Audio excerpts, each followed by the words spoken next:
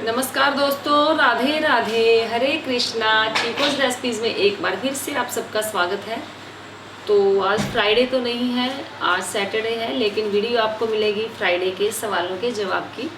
कल वीडियो नहीं बना पाई क्योंकि पंजाब में गर्मी बहुत ज़्यादा है और गर्मी तो आज भी बहुत है। वीडियो बनाने का आज भी मन नहीं था, लेकिन आप सभी के सवाल इतने थे क्योंकि लास्ट बार भी कुछ सवाल रह गए थे। वो इसलिए क्योंकि माइक में कोई इशू आ गया था, कुछ प्रॉब्लम आ गई थी। तो उसमें ये था कि मैं आपके सवालों के जवाब तो दे रही थी, लेकिन जैसे ही वीडियो को एडिट करने बैठे तो उसके अंदर वॉइस जो है वो नहीं आ रही थी। तो काफ़ी सवाल उस दौरान भी रह गए थे, लेकिन मुझे नहीं पता कि वो कौन से सवाल थे जो रह गए थे। तो आज मैं आप सभी के सवालों के जवाब दूंगी। जो पिछली बार रह गए थे शायद उनमें से भी कोई हो जाए, और इस बार जो आपके सवाल हैं उनका जवाब तो देना ही देना है, और पार्ट 2 भी आपको मिलेगा ही मिलेगा। तो पहला सवाल ले लेते हैं।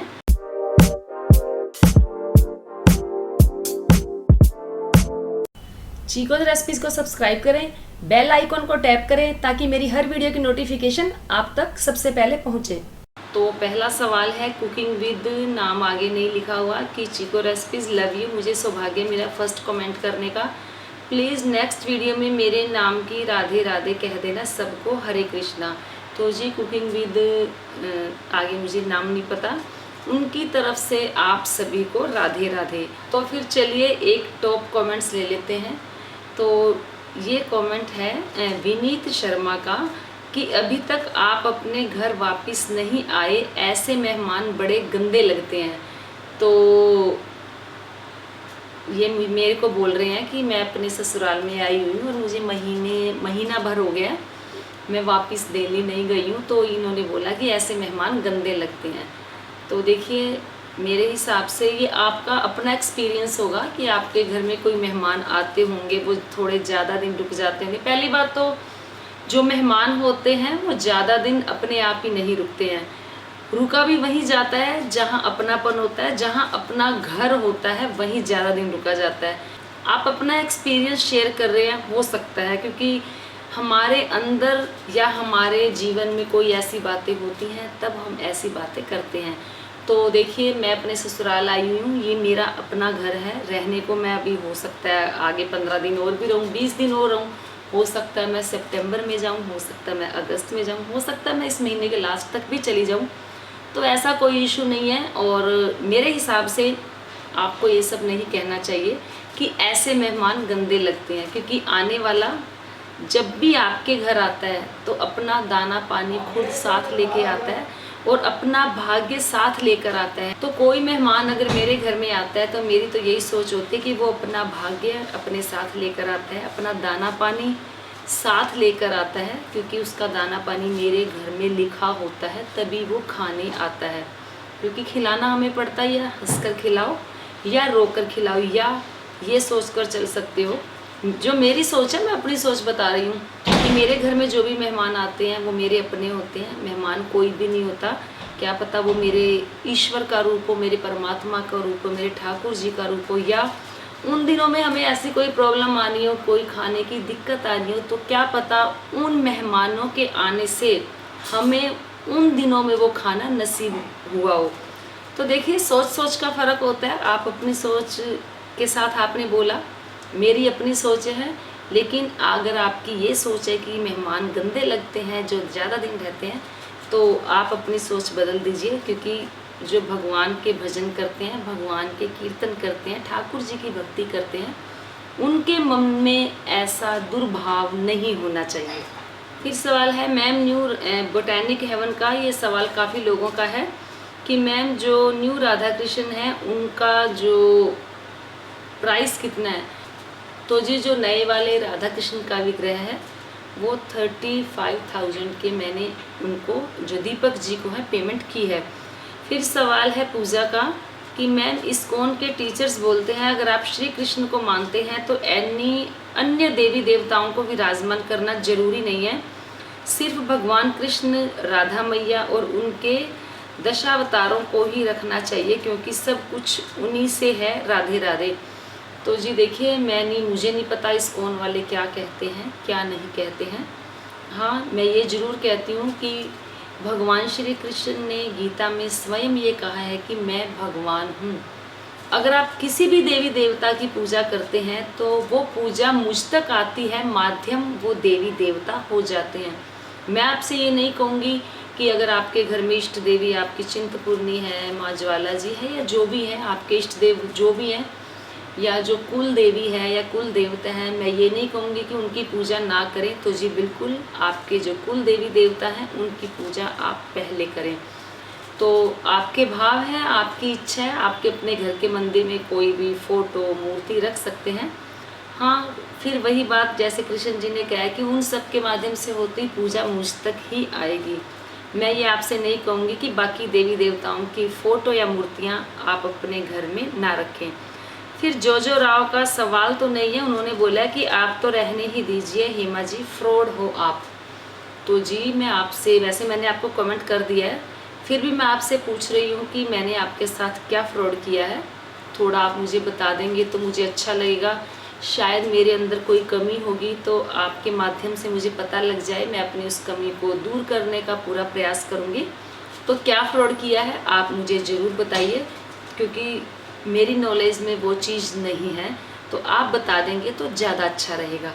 फिर सवाल है नितिन त्रिवेदी का कि very beautiful but ma'am puja altar should not be in bedroom, absolutely wrong place according to vastu. तो जी देखिए, वास्तु के अकॉर्डिंग तो हम चल ही नहीं सकते हैं। तो जी लाख कोशिश कर लें फिर भी हम अपने घर के वास्तु को जो है वो ठीक नहीं कर सकते हैं। अगर हमारे ग्रह अच्छे हैं, हमारा भाग्य अच्छा है, तो जो वास्तु है वो अपने आप ही चेंज हो जाता है। हम अपने घर में रखी हुई चीज़ों को अपने आप ही चेंज कर देते हैं, या किसी के कहने से चेंज, यानी कि बदलाव अपने आप आ ही जाता है। उसके लिए आपका भाग्य अच्छा होना चाहिए और आपके जो ग्रह हैं आपके अनुकूल होने चाहिए। दूसरी बात, आपने कहा कि मंदिर नहीं होना चाहिए बेडरूम में। तो जिसके घर में जहाँ जगह होगी वो वहीं पूजा करेगा, अर्चना करेगा अपने भगवान की। फिर तो ये हो गया कि किसी के पास अगर मंदिर बनाने की जगह नहीं है, बेडरूम में बनानी नहीं है, फिर तो वो अपने घर में कभी मंदिर बना ही नहीं सकता। तो जी देखिए, ये सब भ्रम है कि वास्तु के अकॉर्डिंग चलें। तो वास्तु के अकॉर्डिंग तो आप एक कदम भी नहीं चल सकते हैं, क्योंकि वास्तु के हिसाब से कभी कोई चीज़ बना ही नहीं पाएंगे हम। फिर सवाल है डिम्पल जैन का, तो उन्होंने बोला कि इतना कोई नहीं कर पाए तो क्या वो व्रत नहीं कर सकते हैं क्या। तो उन्होंने एकादशी के उद्यापन के बारे में बोला है, क्योंकि मैंने वीडियो डाली थी कि सरल विधि से एकादशी उद्यापन कैसे किया जाता है। तो जी ऐसा बिल्कुल भी नहीं है, कोई उद्यापन नहीं भी कर सकता। तो आप अपने जीवन में जो एकादशी का व्रत है वो लगातार करते रहें। फिर सवाल है गोपाला का कि मैम मेरा एक क्वेश्चन है, मैं युगल सरकार लाना चाहता हूँ। बहुत दिनों से मेरा माइंड में यही आती है, बट मेरे पेरेंट्स मना कर रहे हैं, तो मैं क्या करूँ प्लीज़ बताएं, मैं 15 साल का हूँ। तो जी आपके पेरेंट्स अगर मना करते हैं तो हो सकता है आप तो लाकर उन्हें विराजमान कर देंगे, लेकिन सेवा तो उन्हें ही करनी पड़ेगी। हो सकता है उनसे सेवा ना हो पाए, या वो करना नहीं चाहते हो, या कुल मिलाकर मैं तो यही कहना चाहूँगी कि हो सकता है ठाकुर जी आपसे अभी अपनी सेवा नहीं करवाना चाहते हैं, इसीलिए वो आपके घर अभी नहीं आ रहे हैं। और जो आपके पेरेंट्स है उनका जो माइंड है वो चेंज नहीं हो रहा है। जैसे ही ठाकुर जी को आपसे सेवा करवानी होगी तो आपके घर में सभी का जो दिमाग है वो अपने आप ही चेंज हो जाएगा। फिर सवाल है लोकेंद्र का कि hello ma'am, Radhe Radhe ma'am, मैं कान्हा जी की सेवा करती हूँ, लेकिन मुझे ये एहसास कभी नहीं हुआ कि वो मेरी सेवा से खुश हैं। तो जी ये तो कहना बड़ा मुश्किल है कि वो आपकी सेवा से खुश हैं या नहीं हैं। हाँ, अगर उनकी सेवा करते हुए आप सेटिस्फाई हैं, आपको खुशी महसूस हो रही है, तो यकीनन कि आपके प्रभु आपसे खुश हैं। उनकी सेवा करते हुए आपके जीवन में बदलाव आए हैं तो वो आपसे खुश हैं। उनकी सेवा करते हुए, उनकी पूजा करते हुए आपके व्यवहार में बदलाव आया है, आपकी मानसिकता में बदलाव आया है, तो समझो कि आपके ठाकुर जी आपकी सेवा से खुश हैं। फिर सवाल है जानवी का कि गुरुवार व्रत भूल से छूट जाए तो क्या शुरू से करने चाहिए या नहीं। तो जी ऐसा बिल्कुल भी नहीं है, भूल से छूट गए तो हो सकता है ईश्वर ने आपको भुलाया, क्योंकि कर्ता कारण सब कुछ वही है। तो भूल से छूटे हैं कोई बात नहीं, आप अपने व्रत को रेगुलर रखें। और जैसे आपका एक व्रत छूट गया है तो जी कोई बात नहीं, अगर आपने गलती से या भूल से कोई व्रत छूट भी गया तो आप अपने व्रत को आने वाले गुरुवार से कंटिन्यूस कर दें। फिर सवाल है श्रेया गर्ग का कि क्या आप वेडिंग पार्टीज़ का खाना खाते हैं आफ्टर वियरिंग तुलसी माला। तो जी मैं किसी वेडिंग पार्टी में जाती हूँ, पहले तो मैं लहसुन प्याज का खाना खा लेती थी, लेकिन 2 साल से मैंने जो लहसुन प्याज है छोड़ दिया है, मैं बिल्कुल भी नहीं खाती हूँ। और इन 2 सालों के दौरान कोई वेडिंग पार्टी आई भी नहीं है क्योंकि कोरोना काल चल रहा है, और कभी जैसे जाना भी पड़ता है तो ऐसा नहीं है कि मैं प्याज लहसुन का खाना खा लेती हूँ। खाने को और भी बहुत कुछ होता है तो वो खा लिया जाता है, या कभी व्रत होता है, व्रत में जाते हैं, जैसे चतुर्मास के व्रत चल रहे होते हैं, या कोई वेडिंग पार्टी आ गई, बर्थडे पार्टी आ गई, तो जो अपना खाना है मैं घर से ही खाकर जाती हूँ। फिर सवाल है श्री अयोध्या, यहाँ तक माला की बात है तुलसी माला की, वह तो नारायण को बहुत पसंद है, परंतु यह तो सब कहते हैं दीदी जी भगवान की भक्ति किसे कहते हैं और भक्त किसे कहते हैं। तो जी भगवान की भक्ति किसे कहते हैं, तो थोड़ा ये कुछ चीज़ें ऐसी होती हैं, हम समझ तो बहुत अच्छे से जाते हैं लेकिन थोड़ा समझाना मुश्किल लगता है, लेकिन फिर भी कोशिश करती हूँ। तो जी मैं अपने नज़रिए से बताऊंगी कि भगवान की भक्ति किसे कहते हैं। भगवान की भक्ति करते हुए जहाँ आप अपने आसपास की चीज़ों को बिल्कुल भूल जाएं, आपके अंदर परम आनंद की अनुभूति हो और आप एक अलग ही दुनिया में विचरने लगे, उसे मेरी नज़र में भक्ति कहते हैं। जब आप ठाकुर जी की पूजा करते हुए अपने अंदर एक अलग ही बदलाव महसूस करते हैं, अंदर ही अंदर एक अलग ही खुशी महसूस करते हैं, मेरी नज़र में उसे भक्ति कहते हैं। जब आप सभी जीवों को एक समान देखते हैं, सभी जीवों के लिए आपके मन में सेवा भाव हो, किसी से कोई वैर भाव ना हो, ईर्ष्या ना हो, द्वेष ना हो, जलन ना हो, इसे भक्ति कहते हैं। अगर भक्ति करते हुए आपके अंदर किसी चीज़ का अहंकार नहीं है, छोटे बड़े का पूरा ध्यान रख रहे हैं, कोई भेदभाव नहीं है, मेरी नज़र में उसे भक्ति कहते हैं। और रही बात कि भक्त किसे कहते हैं, वो भी अगर आप भक्ति करते हैं, आपके अंदर विकारों में कमी होती जा रही है, सबको वही बात उसे भक्ति कहा जाएगा, क्योंकि भक्त वही बन सकता है जिसके अंदर विकार ना हो। हाँ, मेरा नज़रिया भी यही है और मेरी सोच तो यही है कि अगर ठाकुर जी की भक्ति करते हुए, सेवा करते हुए आपके मन के अंदर किसी के लिए भी छल है, कपट है, आपकी वाणी में संयम नहीं है, आपकी मानसिकता सही नहीं है, तो आपका भक्ति करने का भी कोई फ़ायदा नहीं है। फिर सवाल है महेश का कि हरे कृष्णा माता जी, हरे कृष्णा जी, आप विग्रह की सेवा करते हो फिर भी आपकी रेसिपीज़ में अनियन गार्लिक होता है, वाई। तो जी मैंने काफ़ी वीडियोस में पहले भी बताया कि जो मैं नियम बनाती हूँ अपने लिए बनाती हूँ, आप भी या मेरी नज़र में तो जो भी नियम बनाएं आप अपने लिए बनाएं। जो भी चीज़ें थोपनी हो आप अपने ऊपर ही थोपें, क्योंकि आप अपने अंदर बदलाव ला सकते हैं। दूसरों के अंदर बदलाव आप तब तक नहीं ला सकते जब तक सामने वाले के अंदर इच्छा जागृत नहीं होती है।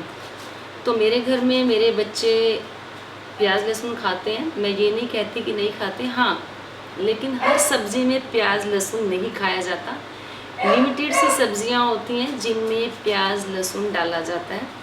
ठाकुर जी के लिए भोग अलग बनता है और बिना प्याज लहसुन का बनता है, और जो मैं भी वही भोग जो ठाकुर जी के लिए बनता है वही खाती हूँ। तो बाकी घर में खाते हैं तो उनके लिए मैं बनाती हूँ, मैं आपसे झूठ क्यों बोलूँ कि मैं उनके लिए नहीं बनाती हूँ। फिर सवाल है जयप्रकाश का कि मैम क्या गोपाल जी की छठी हमें हर साल मनानी चाहिए या फिर केवल एक बार। तो जी जन्माष्टमी हर साल आती है, जन्माष्टमी के ठीक छठे दिन ठाकुर जी की छठी मनाई जाती है, तो वो छठी हर साल ही मनाई जाती है। और रही बात कि जैसे अगर आप अपने गोपाल जी की प्राण प्रतिष्ठा के जन्म के बारे में बात कर रहे हैं कि जैसे आपने अपने गोपाल जी की प्राण प्रतिष्ठा की है, उसके छठे दिन आपको छठी करनी है, तो जी वो सिर्फ आपको एक बार ही करनी है।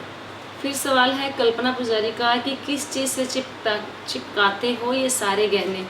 तो जी एक गोंद आती है, आपको पूजा की दुकान से मिल जाएगी, जिससे ठाकुर जी के जो ऑर्नामेंट्स हैं वो चिपकाए जाते हैं। और एक काली गोटी भी आती है, काले रंग की होती है, उससे भी आप ठाकुर जी की जो ज्वेलरी है कानों में पहनाने वाली है, आप या नोज़ पिन पहनाते हैं उन्हें या माथे की बिंदी लगाते हैं, तो उसे आप थोड़ा सा लगाकर चिपका सकते हैं। एक जो पीले से रंग की आती है गोंद, उससे कई बार जो विग्रह है उस पर धब्बा रह जाता है पीले रंग का, लेकिन जो काली गोटी आती है उससे निशान बिल्कुल भी नहीं रहता है। फिर सवाल है कृष्णा चैनल का कि जिस घर में ठाकुर जी रहते हैं उस घर में कुत्ते नहीं पालते, मैम प्लीज़ इस बात पर वीडियो डालें। तो जी बिल्कुल इस बात पर मुझे वीडियो डालनी है, लेकिन मुझे नहीं पता किस कारण से इस वीडियो में डिले हो रही है। और ये जो वीडियो है जैसे ही आप सुनेंगे, क्योंकि हमारे खुद के घर में ये जो हुआ है उसी पर ये वीडियो है, लेकिन क्यों नहीं डल रही मैं इसका कारण नहीं समझ पा रही हूँ। तो कोशिश करूँगी कि आपको जल्द से जल्द ये वीडियो मिल जाए।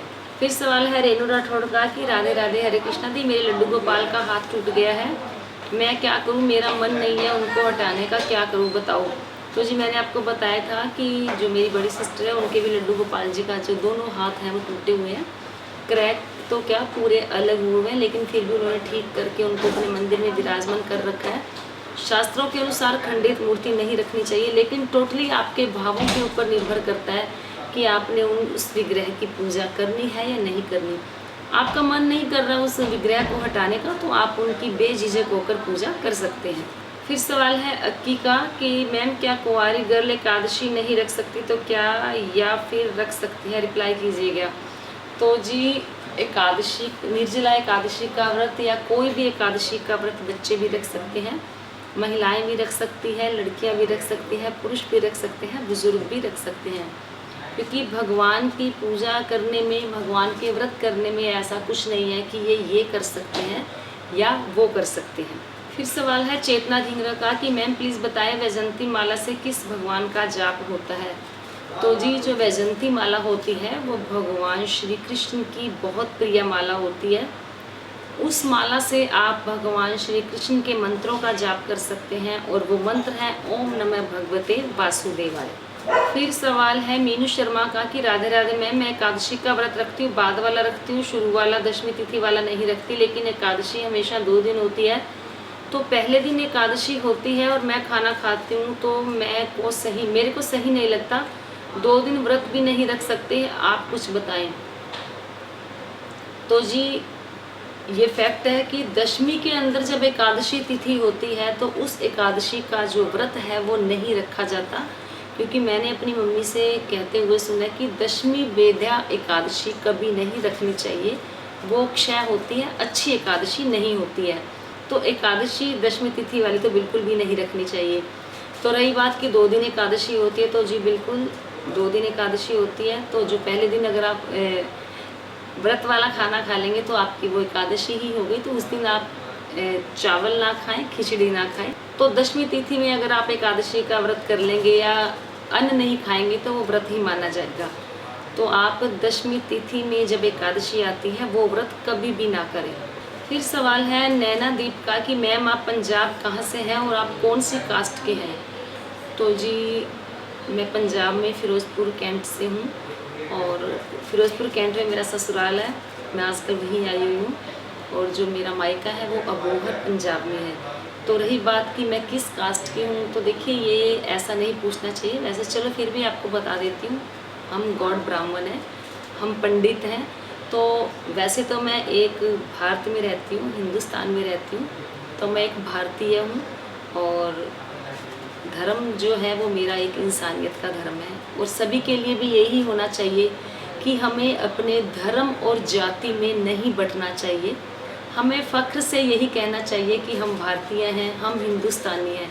अगर हम हिंदुस्तान में रहते हैं तो हमारा धर्म राष्ट्र धर्म है, और जो हमारी जो कास्ट है वो भी हम हिंदुस्तानी हैं, तो यही होना चाहिए। फिर सवाल है डेली स्वरूपा का कि मैम अब मेरे सवाल का जवाब नहीं दिया, क्या मैं डेली दुर्गा सप्तशती कर सकती हूँ।